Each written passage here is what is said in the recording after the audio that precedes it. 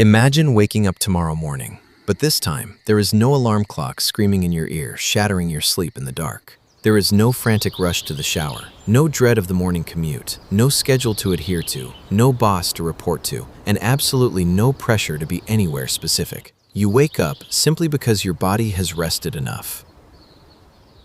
For most of us living in the modern world, that scenario sounds like a fantasy. It sounds like the exclusive privilege of a billionaire's vacation or the distant promise of a retirement we spend our entire lives sacrificing for. But if we zoom out and look at the vast timeline of humanity, for 99% of human history, waking up like that wasn't a luxury. It was just a normal Tuesday.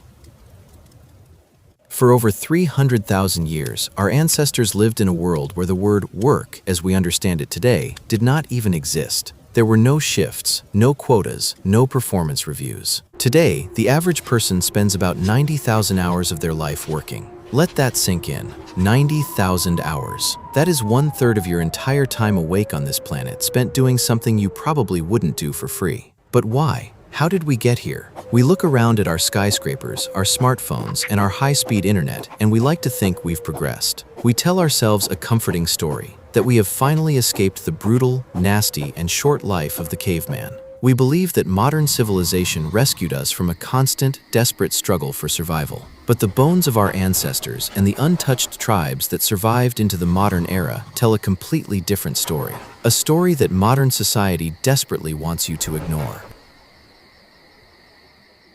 Back in the 1960s, the modern world's understanding of human history was turned upside down. Anthropologists and researchers traveled to the harsh, unforgiving landscapes of the Kalahari Desert in Botswana to study groups of hunter-gatherers such as the Juhawansi. They expected to find desperate people clinging to life, spending every waking second scrounging for a meager meal.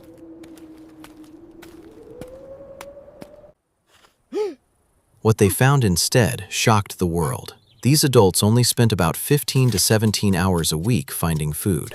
That's it. In less than 2 days of modern corporate work time, they had secured absolutely everything they needed to survive and thrive for the entire week. They didn't stockpile, they didn't hoard. They possessed a deep, unwavering trust in their environment. The researchers termed them the original affluent society. Affluence, they realized, isn't just about having a lot of things, it's about having your needs easily met. By that definition, our ancient ancestors were infinitely richer than the modern middle-class worker drowning in credit card debt.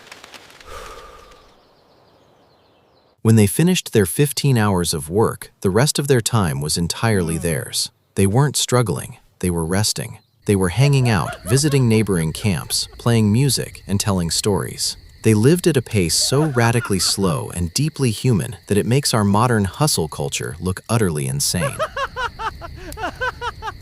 We are taught in school that the agricultural revolution was humanity's greatest leap forward. We planted wheat, settled down, and built empires. But when we look at the actual skeletal remains of these early humans, the narrative falls apart. Before farming, hunter-gatherers were taller. They had stronger bones. They had excellent teeth, largely free of cavities, and their bodies showed signs of robust health and diverse nutrition. Then came the transition to agriculture.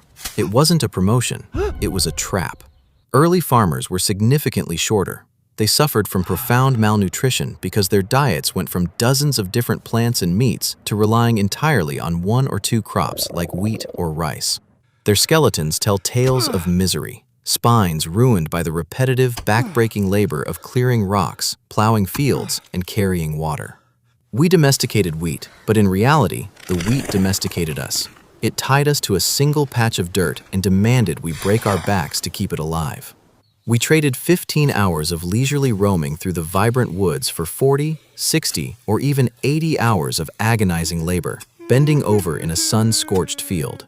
And thousands of years later, that field simply evolved into a fluorescent-lit cubicle. The physical chains of agriculture eventually became the invisible chains of the modern work week. Because our ancestors had so much free time, they didn't just survive, they flourished. They were not primitive brutes, they were artists, philosophers, and dreamers.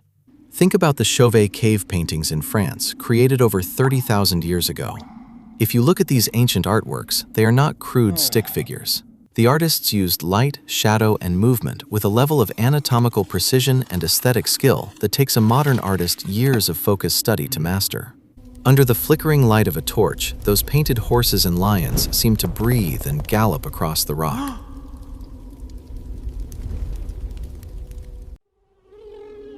They didn't paint to sell. They didn't paint for content or to build a personal brand. They had the time to sit in the dark, deep underground, and create breathtaking beauty simply because they wanted to, because they felt the urge to express the awe of existence.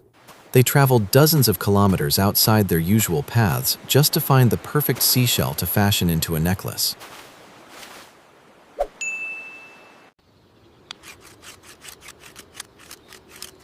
They carved intricate flutes out of hollowed-out bird bones and mammoth ivory over 40,000 years ago. Why? Because music mattered as much as food. Art mattered as much as survival. They understood intuitively that a life without beauty, without rhythm, and without creative expression was not a life worth living. Their survival didn't depend on a bank account, an impressive resume, or a real estate portfolio. It depended entirely on people. In a world without money, without prisons, and without police, your reputation was everything. You couldn't buy your way out of isolation. You had to be a good person, a reliable friend, and a supportive member of the tribe. Because of this, social maintenance was their primary occupation. People spent an average of 6 hours a day just talking. Imagine that.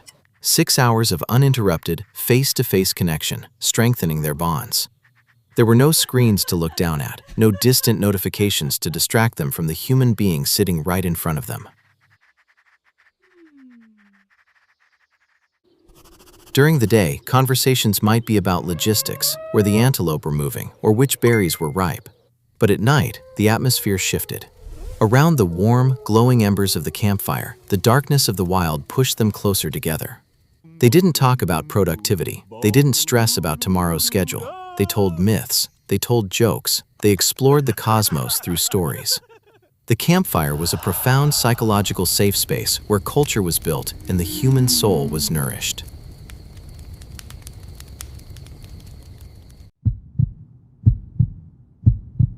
Look at us now. We are the exact same biological species as those artists in the caves and those storytellers around the fire. Our brains, our nervous systems, our deep psychological needs have not changed. We are wired for that freedom. We are wired for that deep, unhurried social connection. We are wired for that profound sense of enough. But instead, we live in an anomaly. We have built a global system that forces us to constantly justify our right to exist through productivity. We are made to feel guilty if we spend a day doing nothing. We are told that our worth is measured by our output, our job title, and the digits in our bank account. We have traded our fundamental human freedom for the illusion of security and the distraction of shiny gadgets. We climb the corporate ladder. We sacrifice our sleep, our relationships, and our mental health, all to reach a point where we can finally relax. We are exhausting ourselves trying to buy back the very peace that was stolen from us. But maybe, just maybe, the life we're all desperately chasing through careers, status, and success is a life our ancestors already had for free.